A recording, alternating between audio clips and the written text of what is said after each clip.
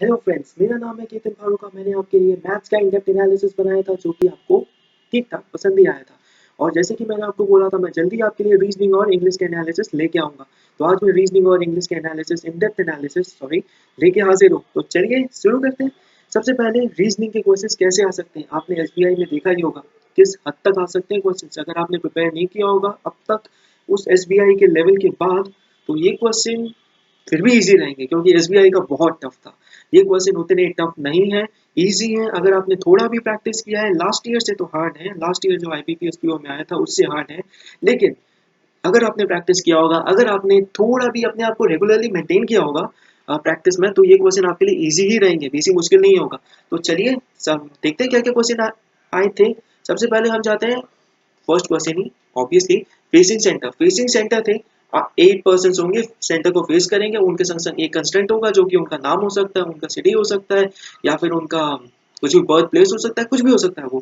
ठीक है, तो बेसिकली एक कंस्टेंट होगा जिसको आपको यूज करके उनको एक सर्कल में बैठाना है। ऐसे क्वेश्चंस बहुत सारे बीएससी मैगजीन्स में, बैंकर्स अड्डा में, आईबीपीएस गाइड में आते रहते हैं, तो आप देखिए और सॉल्व करिए, प्रैक्टिस करिए, आराम से हो जाएगा। उसके बाद नॉर्थ साउथ फेसिंग ये उतना ईजी नहीं है जितना हमने किया हुआ है, लेकिन फिर भी अगर थोड़ा सा प्रैक्टिस किया जाए ये हो जाएगा। 5 मार्क के क्वेश्चन है। अगर आप नॉर्थ साउथ में थोड़ा सा ध्यान देते हैं, हर आप इन्फॉर्मेशन को अच्छे से पढ़ते हैं, तो आप आराम से इसको सॉल्व कर पाएंगे, बेसी मुश्किल नहीं है। तो चलिए तीसरे पे चलते हैं। 7 फ्लोर्स 7 पर्सन, ये तो हमने बहुत बार किया होगा, 7 फ्लोर 7 पर्सन। लेकिन अब की बार एक और चीज है, रेंट। उनके संग संग रेंट ऐड हो गया।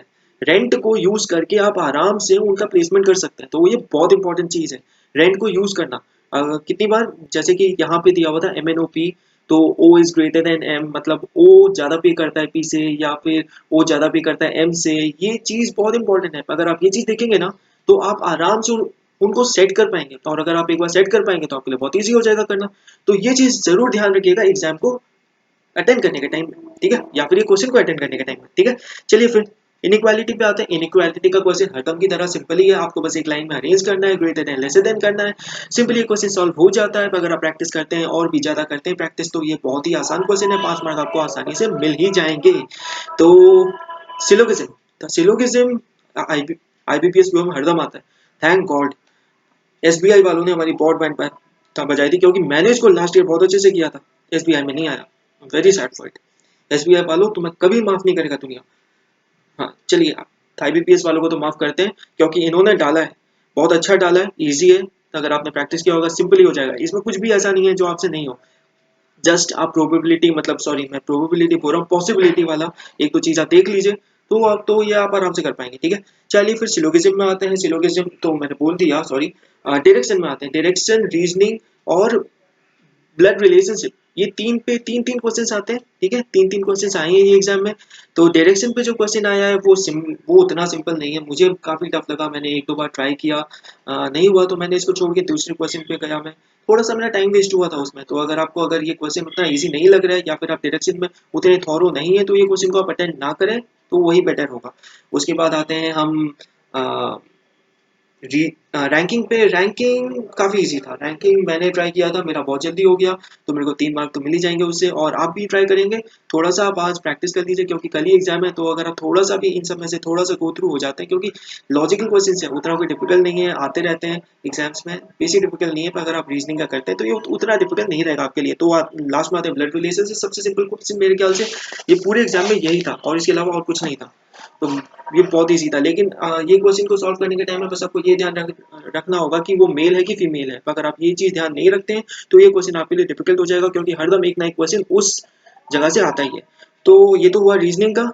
तो चलिए अभी इंग्लिश का मैं आपको बता देता हूँ इंग्लिश में कैसे क्वेश्चन आ रहे हैं। इंग्लिश में काफी चेंज किया है आईबीपीएस पीओ ने। हम लोग ये समझते हैं कि आईबीपीएस पीओ वाले बेसिक चेंज नहीं करते, लेकिन उन्होंने काफी चेंज किया आपकी बार।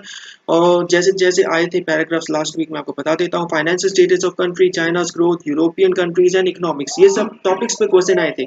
ये सब टॉपिक्स पे पैराग्राफ आए थे और उनके ऊपर क्वेश्चन आए थे।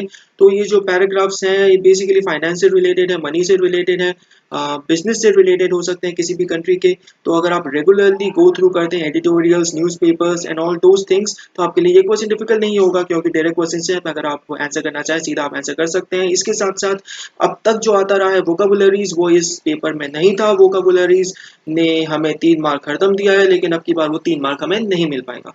तो वो 3 मार्क कहाँ चले गए? वो 3 मार्क चले गए क्लोज टेस्ट में। 5 मार्क आता था पहले, अभी 8 मार्क का कर दिया है IBPSPO ने। तो ये एक चीज चेंज की है उन्होंने, शायद अच्छी है तो बुरी है पता नहीं, एग्जाम के बाद समझ आ ही जाएगा। ये तो रहा क्लोज टेस्ट। उसके बाद आता है जो हम लोग को जंबल पैराग्राफ्स मिलते हैं, वो किस टॉपिक पे आ रहे हैं? वो बेसिकली पॉल्यूशंस पे आ रहे हैं, या फिर पॉल्यूशन एमिशंस पे एक आया था, एमिशन इन भूटान एक आया था, एयर पॉल्यूशन मेरा वाला था, एयर पॉल्यूशन वाला, और एक एनवायरमेंटल के ऊपर भी आया था। तो ये तो रहा काफी कुछ। और आखिर में आता है आपका एरर्स। एरर्स हरदम 5 के आते थे, लेकिन यहाँ पे फिर से एक चेंज है 10 मार्क का। 10 मार्क का है, काफी जल्दी हो जाता है। अगर आपने थोड़ा भी ग्रामर प्रैक्टिस किया होगा तो 10 मार्क आसानी से मिल सकते हैं। 10 तो नहीं, 6, 7, 8 तक कुछ भी आप ला सकते हैं। तो मेरे ख्याल से इसमें 15 से 20 अगर आप कर देते हैं, इंग्लिश में काफी अच्छा रहेगा, रीजनिंग में 20 से 25 अच्छा रहेगा, मैथ में 15 से 20 अच्छा रहेगा। तो टोटली अगर आप ट्राई करते हैं 40 टू 45 या फिर 45 टू 50, अगर आप कुछ भी इसके बीच में मार्क ला पाएँ और आप 60 के आसपास अटेंड कर पाएँ, तो ये बहुत अच्छा रहेगा। और 90% एक्यूरेसी आप मेंटेन करिएगा। अगर आपने अच्छे से किया होगा तो ये मेंटेन करना उतना डिफिकल्ट नहीं है। जल्दी जल्दी सॉल्व करने का ट्राई करिएगा, और best of luck for exams. और मैं अगला वीडियो जल्दी बनाऊंगा आपके लिए। तब तक के लिए आप मेरे वीडियोस को लाइक करिए, शेयर करिए, और अगर मेरे वीडियोस आपको पसंद आते हैं तो उन्हें सब्सक्राइब जरूर करिएगा। Till then keep practising guys.